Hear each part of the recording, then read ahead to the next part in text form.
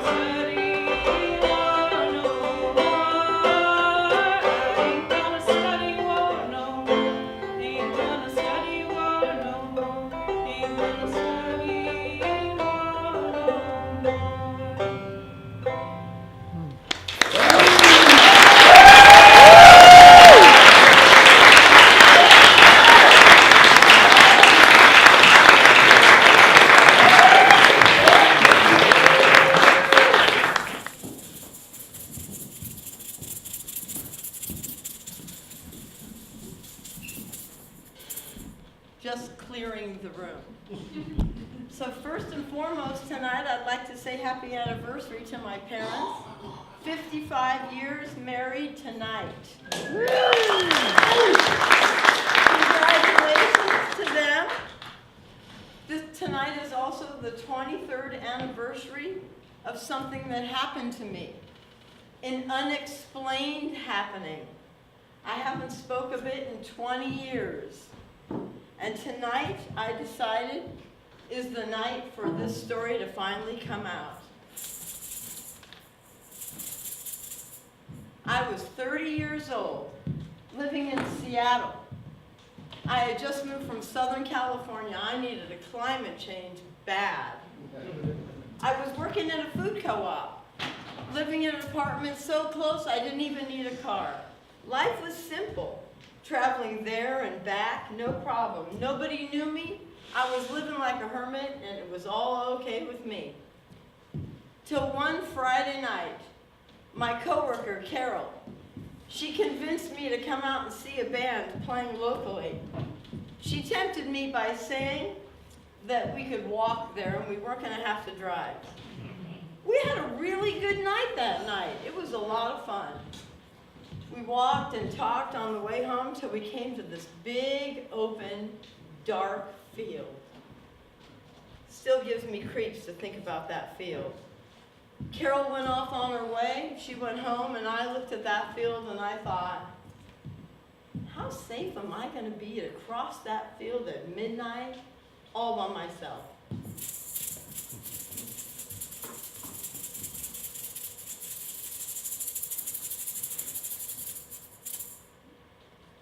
Next time I opened my eyes, I was in a hospital room. I looked down at my body in a panic. I had no broken bones, and there was no blood. I looked around the room, no machines, no beeping. I was in pretty good shape for somebody that was in a hospital room. Nurse poked her head in the door. She looked at me, had a big old smile on her face, and she said, "The MP is awake. The MP is finally awake." And I thought to myself, MP? MP?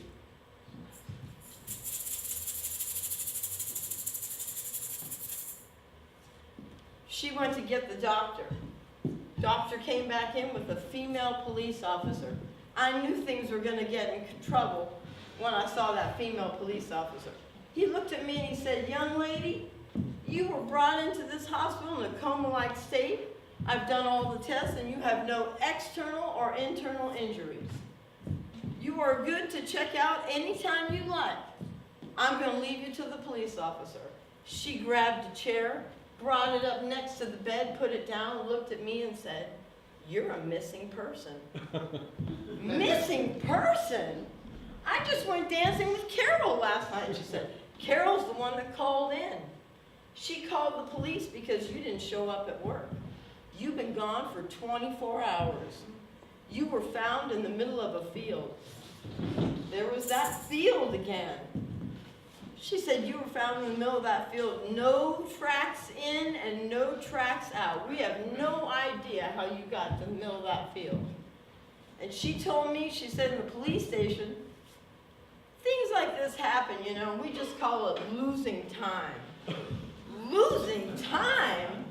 Can you imagine? Imagine any one of you in here saying, somebody tells you lost time. Like keys, just losing. How does somebody lose time? I looked at her and said, "Are you kidding me? How many people have lost time since you've been on the force?" She told me 3 to be exact. She says it never happens in the summertime. It's always in the winter, in the cold. She said 3 have lost time. And actually, one of them is my next door neighbor, she said proudly. I said, "Well, I'm going to have to talk to that neighbor."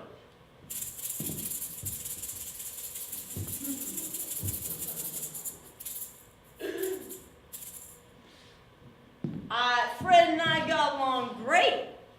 Fred was so nice. He was an old man, and all he wanted to do was talk, and all I wanted to do was listen. I asked questions, and he talked and talked. He told me all kinds of things, and he said 3 years before, he had had a seizure. He said, I never had a seizure before, and I never had one since. He said, nothing changed. Nothing changed at all, Fred told me. But he said, but I have been having dreams, and in these dreams, he said, it's a land I've never even seen before. He said, I can't believe it.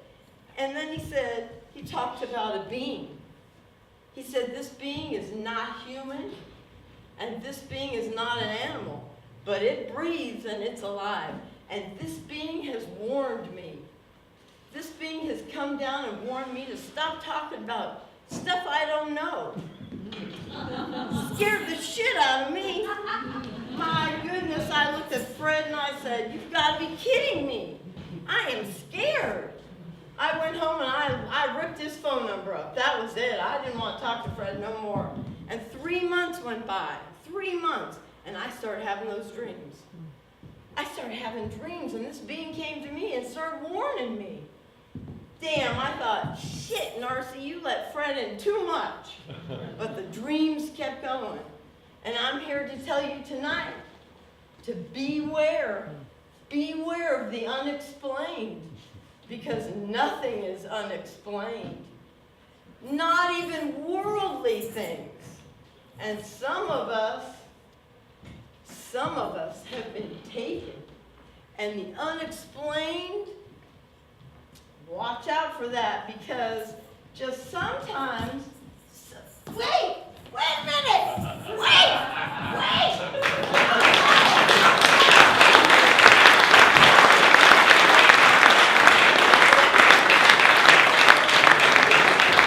Shut that door.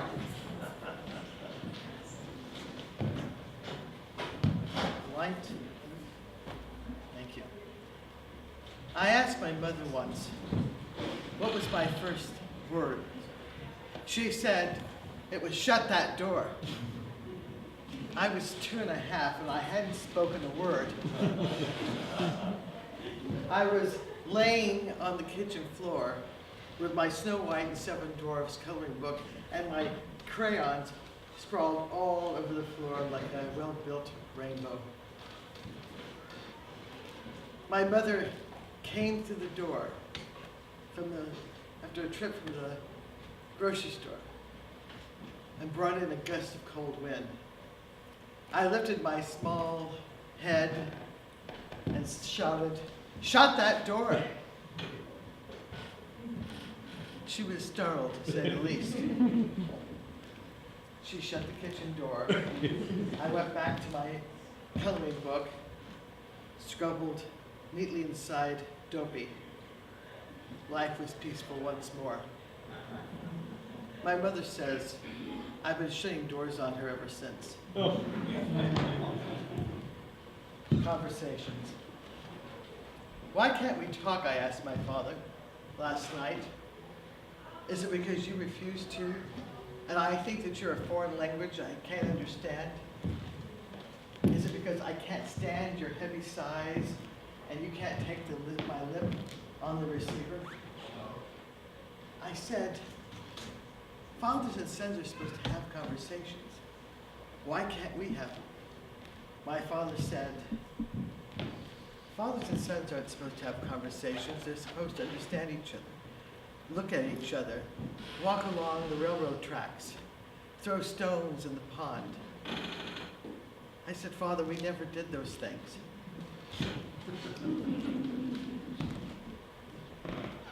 Does that mean that we have nothing to say to each other? My first memory of my father was him lifting me up to the light that poured through the window.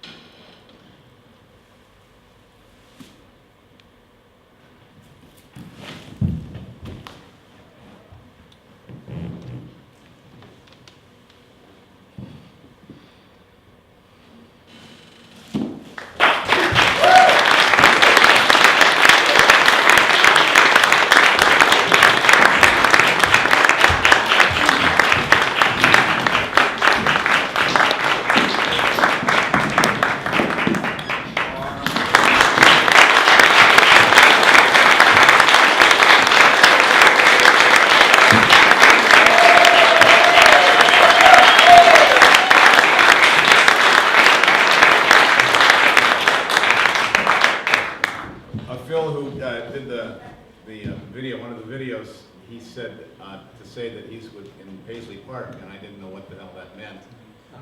Can somebody tell me about Paisley Park? Is that kind of a joke, a bad joke? No, It's what? Princess House. Princess House. Yeah, thank you very much. Okay, so it's Princess's Tower.